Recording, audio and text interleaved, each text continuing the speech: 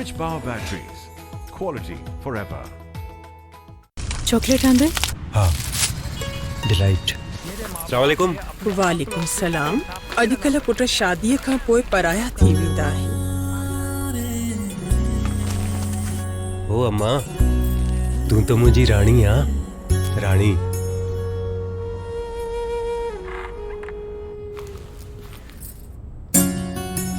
हाणे हिन घर में सिर्फ हिकु ई राणी आहे। नो कैडबरी डिलाइट सिर्फ 10 रुपयनि में। दिल खटो डिलाइट सां। This transmission is brought to you by Jazz Super 4G।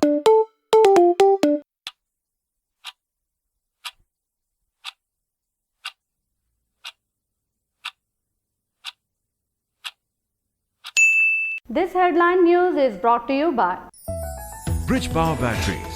Quality forever.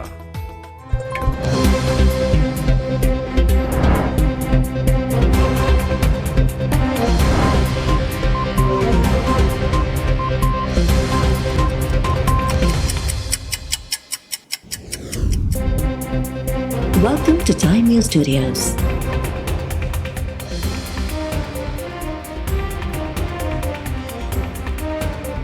You are watching 4 PM Bulletin. हम मौलाना साहब की राय को बड़ी अहमियत देते हैं, इनके मशवरों को भी और राय को भी, और उसकी रोशनी में ही फैसला करेंगे। मैं यहाँ से मुकम्मल तौर पर मुतमईन होकर जा रहा हूँ। ये और बात है कि MQM को शायद एक आध दिन फॉर्मल ऐलान करने में लग जाए। अदम एतमाद की तहरीक की कामयाबी यकीनी है। जो हुकूमत के इत्तेहादी सबके साथ हमारे राब्ते हैं, सबके साथ हमारी गुफ्तगू चल रही है। दो में से एक फ़ैसला तो हो चुका है, वो मुकम्मल तौर पर तनहा हो चुका है। मुतहदा सां ॻाल्हियुनि में मुकमल तौर मुतमइन थी वापसि वञी रहियो आहियां। मुतहदा वारा हिकु ॿिनि ॾींहंनि में फ़ैसिलो करे आगाह कंदा। PDM सरबराह मौलाना फजलुर रहमान बहादुराबाद में मुतहदा सां मुलाक़ात बाद चयो आहे त इहो तय आहे त हुकूमत सां इत्तेहादी गॾु नाहिनि रहिया, रुगो अपोज़िशन जो साथ ॾियण बाबति बाज़ाब्ता ऐलान में कुझु ॾींहं लॻी वेंदा। बेतमादी रिथ जी कामयाबी यकीनी आहे। इमरान ख़ान मुकमल तौर अकेलो थी चुको आहे। मुतहदा अॻवान ख़ालिद मक़बूल सिद्दीकी चयो त मौलाना फजलुर रहमान जे करे असांखे हौसलो मिलियो आहे। संदसि राय खे अहमियत ॾियूं था। हिकु ॿिनि ॾींहंनि में फ़ैसिलो करे ॿुधाईंदासीं।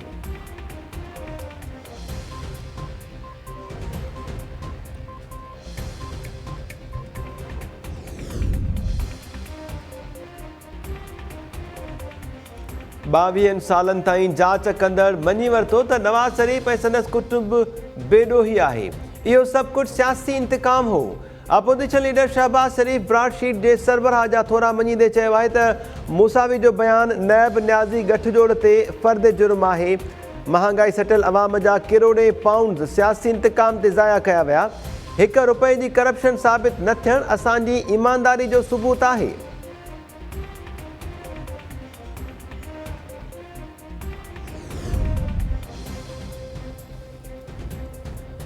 ब्रॉडशीट जे सरबराह कावे मूसावी नवाज़ शरीफ़ ते लॻायल इल्ज़ामनि तां हथ खणंदे खांसि माफ़ी घुरी वरिती। ब्रॉडशीट जे CEO कावे मूसावी चयो आहे त 2 ॾहाकनि ताईं नवाज़ शरीफ़ खे एहतिसाब जे नाले ते निशानो बणाइण वारनि कार्रवाइनि ते शर्मसार आहियां।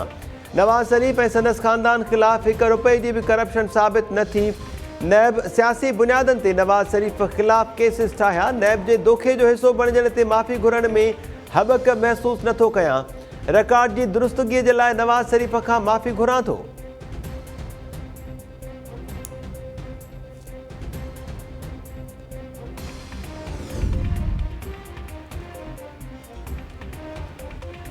सुप्रीम कोर्ट सदारती रेफरेंस ऐं सुप्रीम कोर्ट बार जी दरख़्वास्तुनि ते ॿुधणीअ बाबति लिखत में हुकुमनामो जारी करे छॾियो। अदालत ॿियनि पार्टीज़ सां गॾु हुकूमत जे इत्तेहादनि खे बि नोटिस जारी कंदे चयो आहे त इत्तेहादी पार्टीज़ धुर बणजणु चाहिनि त थी सघनि थियूं। इंतिज़ामिया सां गॾिजी जलसनि जे लाइ मुनासिब जाइ तय करणु सुठो सवण आहे।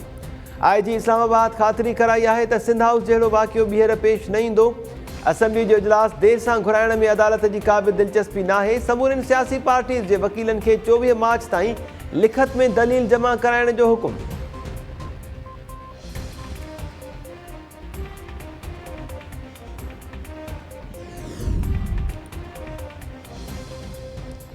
दुनिया में 1.5 अरब मुसलमान हुजण बावजूद खेनि अहमियत नथी ॾिनी वञे। इस्लामोफोबिया हिकु हक़ीक़त आहे, उन ख़िलाफ़ पंहिंजो बयानियो अॻिते वधाइणो पवंदो। वज़ीर आज़म इमरान ख़ान OIC इजलास खे ख़िताब कंदे चयो आहे त 9/11 वाक़े बाद इस्लामोफोबिया में वाध थी। दहशतगर्दीअ जो कंहिं बि मज़हब सां वास्तो नाहे हूंदो। मुसलमाननि खे दहशतगर्दीअ सां ॻंढियो वियो। अफ़गानिस्तान में इंसानी बहरान आहे। 40 सालनि में अफ़गानिस्तान जहिड़ियूं बदतरीन हालतूं कंहिं बि न ॾिठियूं आहिनि। भारत गैर क़ानूनी तौर कश्मीर जो स्टेटस ख़तमु करे छॾियो। भारत ॿाहिरां माण्हू घुराए कश्मीर में मुसलमाननि खे अक़लियत में तब्दील करे रहियो आहे।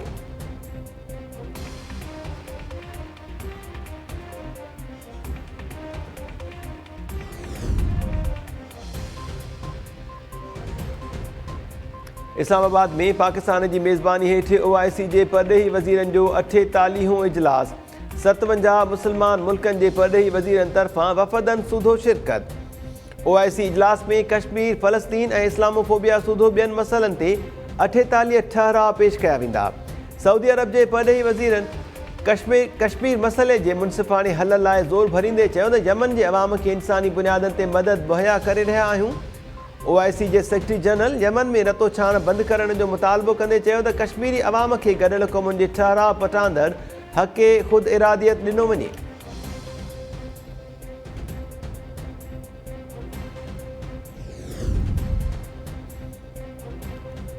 वॾेरनि 28 लख एकड़ ज़मीन ते कब्ज़ा करे केटियूं ठाहे वरितियूं आहिनि। वॾेरा एॾा बाअसर आहिनि जो संदन फ़ोन ते कब्ज़ा ख़तमु कंदड़ ऑफिसर खे मुअतल कयो वेंदो आहे। अदालती हुकूमत अमल नथा कयो त वॾे वज़ीर खे तलब कंदासीं। सिंध हाई कोर्ट सखर जा ॿेले खाते जी ज़मीननि ते कब्ज़नि बाबति केस में ॿुधणीअ दौरान रिमार्क्स। रिकॉर्ड ॾियण ते रेवेन्यू बोर्ड जे मेंबर खे गिरफ़्तार करण जो हुकुम। Justice Amjad Ali Sahito secretary forest खां पुछाणो कंदे चयो त सिंध में रोड, सिहत ऐं तालीमी इदारा तबाही किनारे ते पहुची विया आहिनि। सूबे जो अवाम बुनियादी सहूलियतुनि खां महरूम आहे। सभु कुझु तव्हांजे हवाले आहे, कुझु त छॾियो। ॿेलनि जी बाढ़ी सां माहौलियाती तबाही थी रही आहे। मार्च में बि पारो 40 डिग्री ते पहुची वियो आहे। पंहिंजे ॿारनि लाइ त ॿेला महफ़ूज़ कयो।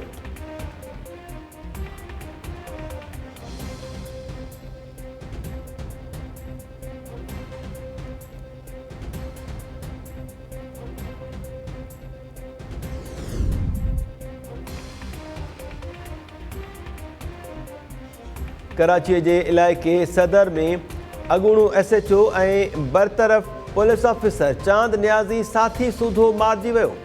पुलिस जो चवणु आहे त अॻूणो SHO साथी सां गॾु अदालत में पेशी बाद वापसि वञी रहियो हो। सोल्जर बाज़ार में हथियारबंदनि खेसि निशानो बणायो। DIG शर्जील खल चयो आहे त मारिजी वियल ऑफिसर चांद नियाज़ी अरशद पप्पू केस में जवाबदार हो। पुलिस वाक़े जा CCTV फुटेज जारी कंदे वाक़े खे टारगेट किलिंग करार ॾेई छॾियो।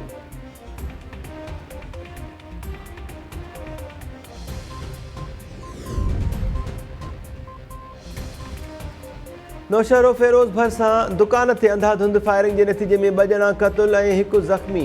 मिठियाणी रोड ते मोटरसाइकिल सवार हथियारबंद दुकान ते फायरिंग करे फरार। मक़तूलनि जी लाखा रोड वासी ज़ाकिर ऐं हमीद ख़ासखेली तौर सुञाणप। पुलिस जो चवणु आहे त शुरूआती जांच मूजिबि वाक़ियो मरी ऐं ख़ासखेली धुरनि में हलंदड़ तकरार तां पेश आयो आहे। मुतासिर धुर तरफ़ां केस दाख़िल थियण बाद वधीक कार्रवाई कई वेंदी।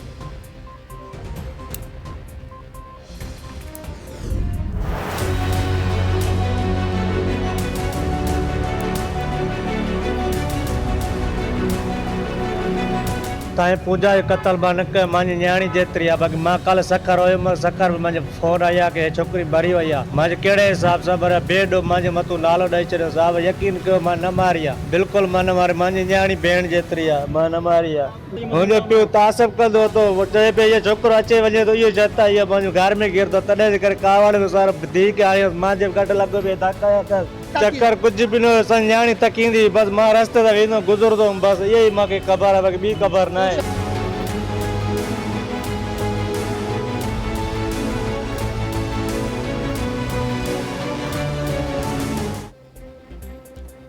रोहड़ी भरिसां अगवा जी कोशिश दौरान मज़ामत ते क़त्ल थियल पूजा कुमारी जूं आख़िरी रस्मूं चक में अदा।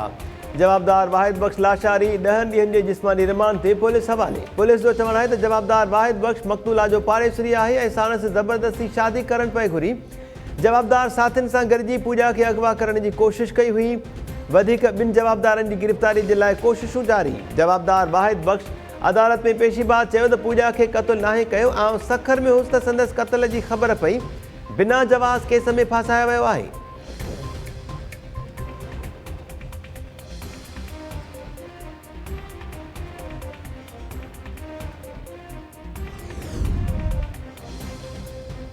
कोटड़ी भरिसां बुह सां भरियल पिकअप ते अणॼातल हथियारबंदनि जी फायरिंग, हिकु ॼणो मारिजी वियो।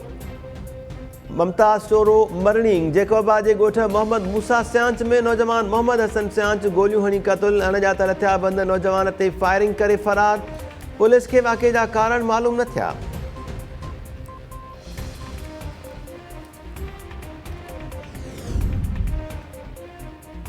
सिंध जे मुख़्तलिफ़ इलाइक़नि में हादिसनि जे नतीजे में पीउ ऐं ॿिनि धीअरुनि सूधो, 7 ॼणा हयाती विञाए वेठा।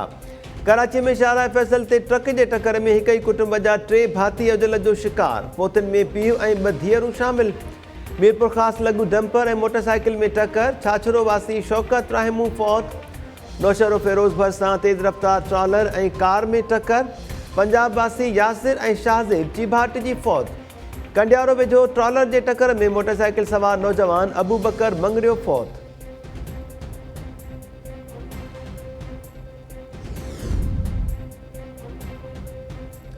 टंडो आदम में हद दख़लियूं हटाइण सां दुकानदार ऐं म्यूनिसिपल अमलो आम्हो साम्हूं, पुलिस विच में पई झेड़ो टारियो।